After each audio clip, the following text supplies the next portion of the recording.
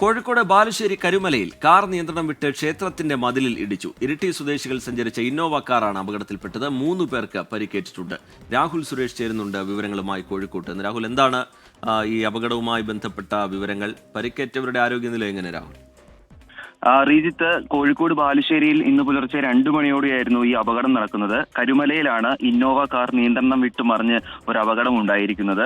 കരുമല ക്ഷേത്രത്തിന്റെ മതിലിടിച്ച് ഈ വാഹനം നിൽക്കുകയായിരുന്നു. ഇരിട്ടി സ്വദേശികൾ സഞ്ചരിച്ച വാഹനമാണ് അപകടത്തിൽപ്പെട്ടതെന്നാണ് പോലീസുമായി ബന്ധപ്പെടുമ്പോൾ നമുക്ക് ലഭ്യമാവുന്ന വിവരം. ഇവർ കൊയിലാണ്ടി ഭാഗത്തേക്ക് വരികയായിരുന്നുവെന്നും പോലീസ് പറയുന്നുണ്ട്. ഈ അപകടത്തിൽ 3 പേർക്കാണ് സാരമായി പരിക്കേറ്റുള്ളത്. ഇവരെ ആശുപത്രിയിലേക്ക് മാറ്റിയിട്ടുണ്ട്. ശരി, രാഹുൽ സുരേഷ് വിവരങ്ങൾ നൽകുകയായിരുന്നു കോഴിക്കോട്ട്.